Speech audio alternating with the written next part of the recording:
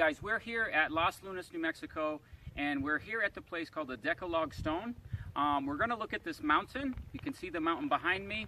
We're going to look at this stone that's written in ancient Paleo Hebrew, okay? We're going to look at a lot at this mountain. Up above here, somewhere in this direction, in the top right of the mountain from your view, is a Maseroth, Hebrew Maseroth signs, okay? And it's been destroyed, guys. So I'm going to show you that. I'm going to show you the Paleo Hebrew. We're coming to these sites, guys, because we're raising awareness of these things in America, and we're also trying to preserve these sites, but people are destroying them. So we're gonna cover them out. We're gonna take you through. We're gonna show you the Hebrew and many other amazing things of the people that lived here. Thanks, guys. Here we are at Hidden Mountain, and you know how they say, "Where's Waldo?" Well, tell me where the stone is. This is first impressions, the first moment I'm seeing it, and this is the mountain here. And if we zoom in, there's the Decalogue stone. Okay, we'll get a closer view for you in a second, but it's amazing just to think that, you know, this could just be some mountain, but here we have Paleo Hebrew. It's hidden things, you know, amazing things. Hey guys, I just want to show you a reference point of the stone. You can see here the size. I want to give myself as a reference point. A lot of times when we show the stone, we don't really have a good sense of how large this is. So if we just go up, it's going all the way up to here, okay? And then at the bottom of it, as we come down, you can see the bottle as reference. And here is the writing, okay? I wanted to just show you an overview to show you the scale and size of this stone. Here we are, and we have the first line defaced on the Decalogue stone, okay? But we can still read this, and I'm hoping that the video will come out. But what we have here is we have I am, and then we have a Yod, Hey, Vav, Hey here, Yahweh, I am Yahweh, Alu Hakem, or it's like Elohim, your God, who brought or has taken you out of the land, okay? And then the next line, some people say, so our next line is right here. Some people say that this next line is an insertion. But in talking with people, some people suggested that maybe this is correct. So let me just read this to you the way it's written, and we'll look at it in a couple ways. But if we just read this in the way this is written, it says, I am Yahweh, your God, who has taken you out of the land, and there shall not be, or not be, gods, other gods before, lo, my face, of Egypt, from the house of slaves. Okay, so that's the way it reads, guys. But other people, and then there may be another view where we have an insertion here. We have a arrow pointing up and a dot. Now this dot we see this consistently throughout, is completing a sentence. Okay, so another view is that the person started the first line, and the second line started the first commandment, and then in the third line completed the statement that was actually supposed to be finished here. Okay, I'm not certain of that, but you know, this is clearly something we can read. Okay, and then as we go, we have like an insertion here, and then we have a lamed aleph, la, not. Okay, shall you make idol, la, which is not, take, shem, shin, mem, shim, which is name, Yahweh,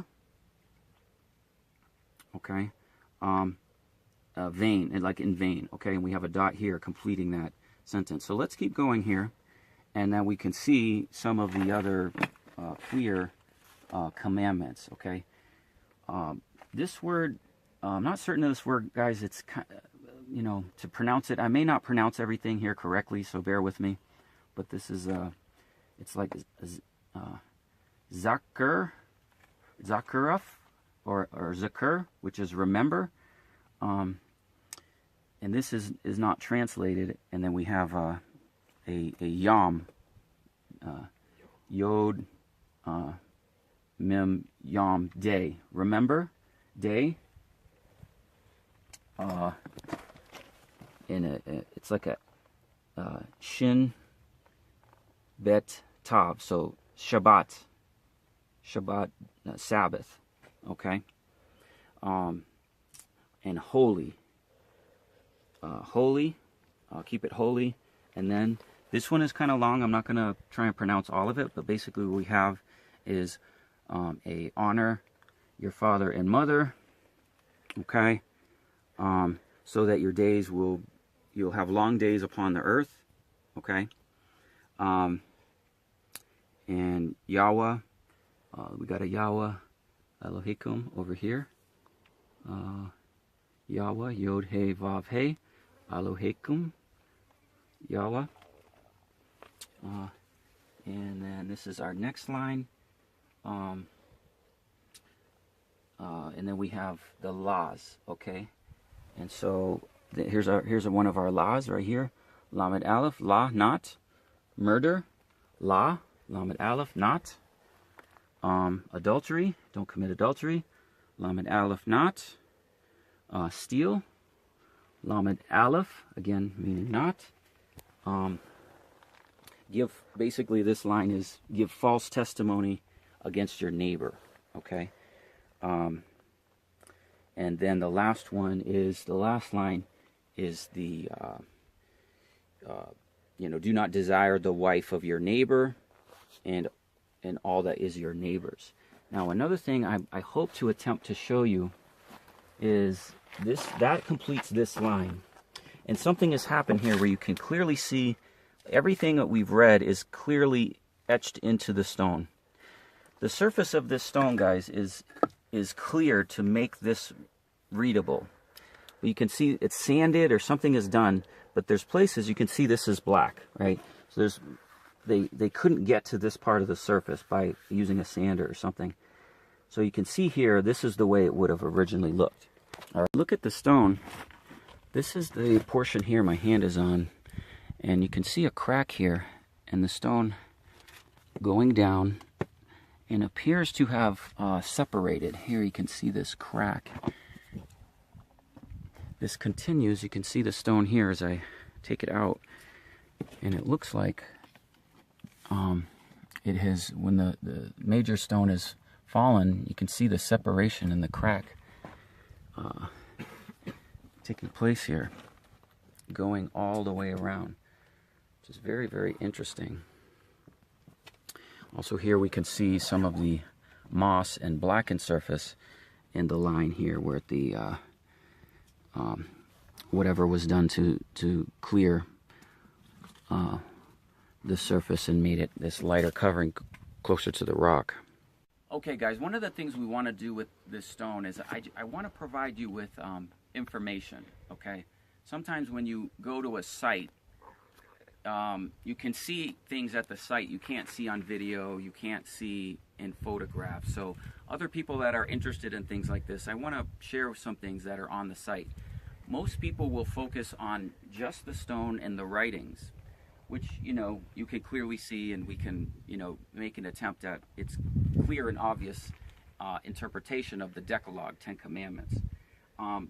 But there's other things when you come to the site that we just want to, just make aware. Not that we know the answer to them, but like when we're reading these lines and we're saying like, okay, the person made an error, maybe they didn't make an error. Maybe what we're looking at is what the person writing intended to write, even if that's different than what we expect, okay? Including things like here, there's some etching here that I haven't seen anyone point out. And I don't know what that is. If the surface here is not, if it's someone that came later and couldn't etch and get into the stone as much as the original etching, or if it's just not, you know, something that's removed the surface. I don't know what's going on there, guys, but it's clearly a difference because you have strong etching here and less here. Maybe someone tried to etch that and couldn't get into the stone, or there's more writings that are below. It's difficult to distinguish that. But I just want to make you know, those that are interested in the details here aware of some of these things. Okay, and then the rest of it, you can clearly see the shading of the stone is much lighter in color, and it's blacker in color in other places. We can clearly see, like, when people come in and do graffiti, they're just etching, scratching, you know, to just get, you know, something that's here. So this is the blackened surface, right? But when we look closely, you can see that this is really dug deep into the stone, you know, and so it's etched in a manner that's, you know, other things are just not replicating the same way. Like you could see here, people just coming in with a knife and scratching. They're not getting into the stone. But in these petroglyphs and these inscriptions, they are really dug in, okay? So just pointing it out. So here's the entrance, guys, and here we have the stone. And this is the principle of a mezuzah stone on your doorpost. And so this is a gate. And then as you can see, the entrance to this area, which may have been a fortress, is clearly defensible by all these mountains very easily, and that this would have been the path going up. So in the path going up, at the entrance of the gate is this stone. Guys, here we have a shelter, and there's many shelters like this here at the site.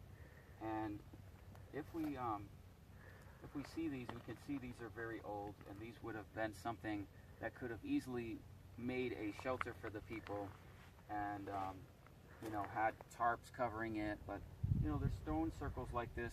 There's some other ones, but this one appears to be one that is, you know, decent height. It's dug out underneath, and there's many like these. This may be a outpost.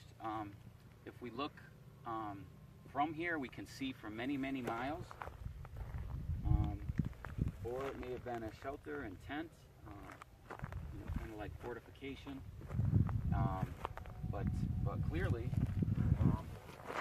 even going inside, it's you know, it's a good shelter. So this could easily have been a tent, and they would have dug out and built around it a nice shelter, keeping the livestock out and everything else. So yeah. Okay, and here we have what could be a water passageway. Here we have a better view from the mountain. You can see all this is clearly green. May not come out in the video, but there is water here right now, and you can see how green it is. And this passageway going all the way out. There's a smaller channel that we looked at before here, but this other channel is clearly green, clear going. And so it's possible ships could have come all the way right up to this site, right up to this mountain. Looks like a shofar. You have the man standing and his arm holding and trumpet going up. So he's blowing the trumpet. Here we have the Yod He Vav He, Yahweh, Aleph Lamed He Mem. I forget how to pronounce these, but it's Allah He Mahua. I forget how to pronounce that one. Second word, but this is a stone on top of the mountain, and you can see all the graffiti, and some of it's pretty good. March 19th, 1930, John. Most of the etchings up here are not to that degree, but you can see the reference of my hand. This is clearly the same size as the other place, and I do apologize, guys, if I'm not pronouncing this. We don't want to use the names Lord in vain or pronounce it, but we're children learning. But this is the stone, and let me give you a reference to where we are. We would have come up, the mezuzah would be down here, and we've walked up this way.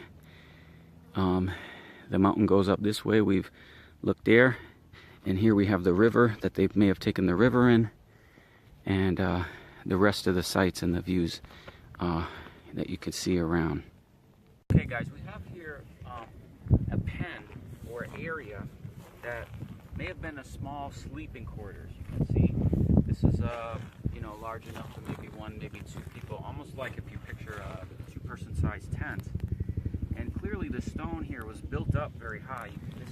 This particular one looks good.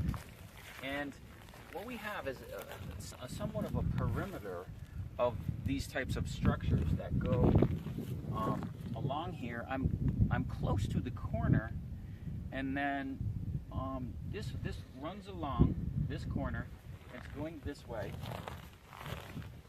and then it continues, and there's stones across there this way to your right, and then going all the way, and then another row parallel to me, and then another row continuing and coming in a full either square or rectangular shape.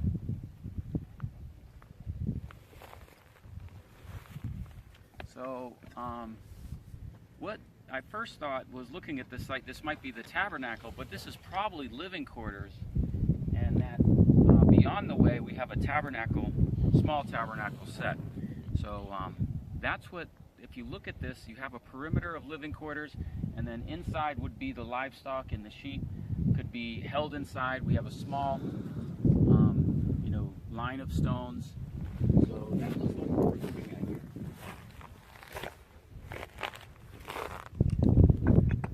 Here we got the outer perimeter here, running along to here, going to another corner, and the far end, oops, that's too big, okay, to about here, going across.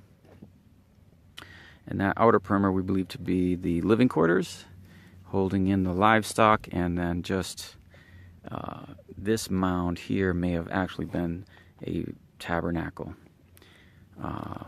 place of worship. Okay guys, this is a place where we had a zodiac here on Hidden Mountain. As you can see, this has been destroyed. If we look at the side of this and the angle, I can show you another photograph of someone else standing here, standing in my exact position. We can see the road behind, the bushes, this angle of the rock, and I believe this stone and this area here would have held a Mazzaroth. We still can see that Mazzaroth, but this is very disappointing because you know, people are defacing these sites. So on this we would have had signs and things to give us maybe indication even of the children of Israel at a time, because it marked an eclipse and everything else. So this is, we've been looking several hours for this, and finally found the exact stone, but it has been destroyed. So evidence of those other things is still out there, but we'll just have to go on